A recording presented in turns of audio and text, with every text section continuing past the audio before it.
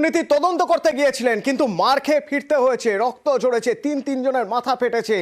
তাহলে এবার পরের পদক্ষেপ কি হবে তা ঠিক করতে দিল্লি থেকে এসেছেন ইডি ডিরেক্টর রাহুল নিতিন। গতকাল রাতেই এসেছেন এবং আজ সিজিও কমপ্লেক্সে এখন বৈঠক চলছে।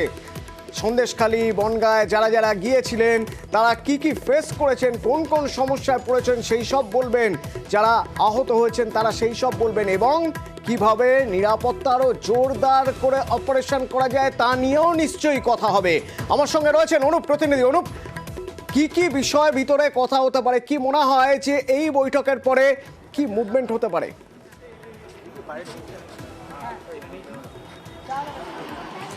তো ইতিমধ্যে এই বৈঠক কিন্তু শুরু হয়েছে, দুপুর 12টা থেকে এই বৈঠক শুরু হয়েছে এবং বৈঠকে কিন্তু একাধিক যে দপ্তরের আধিকারিক তাদেরকে বৈঠকে ডাকা হয়েছে।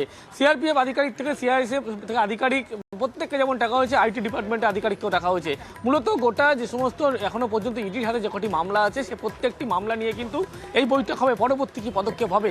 শুধু তাই নয়, প্রথম পর্যায়ের যে বৈঠক সেই বৈঠকে কিন্তু এখন সন্দেশখালীতে গত 4 দিন আগে ইডি আধিকারিকরা যেভাবে শেখ শাহজাহানের বাড়িতে গিয়েছিল তল্লাশি করতে, সেখানে আক্রান্ত হয়েছিল এবং সেই যে বিষয় নিয়ে কিভাবে গত পরিস্থিতি ঘটনা ঘটেছিল এই সমস্ত রিপোর্ট কিন্তু আগেই দিল্লিকে হেডকোয়ার্টারে পাঠানো হয়েছিল এবং সেই রিপোর্ট পাঠানোর পরে মূলত দিল্লি হেডকোয়ার্টারের পক্ষ থেকে রাজ্য পুলিশের ডিজি পাশাপাশি পুলিশ সুপার বসিরহাটে তাকে মেল করা হয়েছিল। পরবর্তী ক্ষেত্রে কিন্তু একেবারে সেই অভিযোগ দায়ের করা হয়েছিল। তার পরবর্তী ক্ষেত্রে কি পদক্ষেপ হলো, এখনো পর্যন্ত এই ঘটনায় একজনকেও কিন্তু পুলিশ গ্রেপ্তার করতে পারেনি। শুধু তাই নয়, এর পরবর্তী ক্ষেত্রে বনগাঁয় যেখানে তল্লাশি শঙ্কর আড্ডর বাড়ি, সেখানেও কিন্তু তল্লাশি অভিযান যখন তাকে গ্রেপ্তার করা হয় পরবর্তী ক্ষেত্রে, সেক্ষেত্রে কিন্তু একেবারে ইডি আধিকারিক তাদের উপর হামলা করা হয়, অর্থাৎ ইট বৃষ্টি করা হয়, গাড়ি ভাঙচুর করা হয়। এই দুটি ঘটনাতে যে অভিযোগ দায়ের করা হচ্ছিল তার পরবর্তী ক্ষেত্রে দু জায়গায় কোনো ব্যবস্থা নেয়নি রাজ্য পুলিশ। তার পরবর্তী ক্ষেত্রে দেখা গেল এই গতকাল রাতের বেলা এয়ার ইন্ডিয়ার বিমান AI-762 এই বিমানে করে একেবারে সফর, ঘোষিত সফর কোনো ছিল না, একেবারে ইডি ডিরেক্টর তিনি কলকাতা এসে পৌঁছলেন। এরপরেই একেবারে দেখা গেল যে পাঁচতলা যে হোটেল, সেই হোটেলে বৈঠক করলেন, আজকে মূলত মৌখিক বৈঠক করলেন। গতকাল রাতেও যে আধিকারিকরা ছিল তাদের সঙ্গে এক দফায় বৈঠক করেছেন।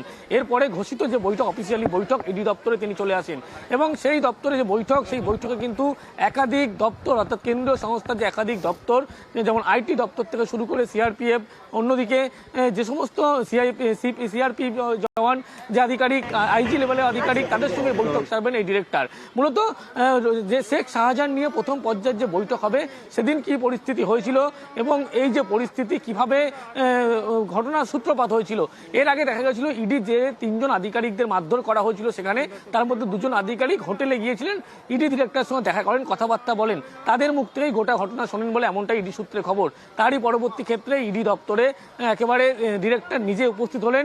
এই মুহূর্তে রুদ্ধশ্বাস যে বৈঠক, সেই বৈঠক কিন্তু শুরু হয়েছে এবং মনে করা হচ্ছে শেখ শাহজাহানের বিরুদ্ধে পরবর্তী কি পদক্ষেপ নেওয়া যায় সেই বিষয় কিন্তু একেবারে কি পদক্ষেপ হতে পারে এবং পরবর্তী পদক্ষেপ কি হতে পারে আমাদেরও নজরে থাকবে। বৈঠক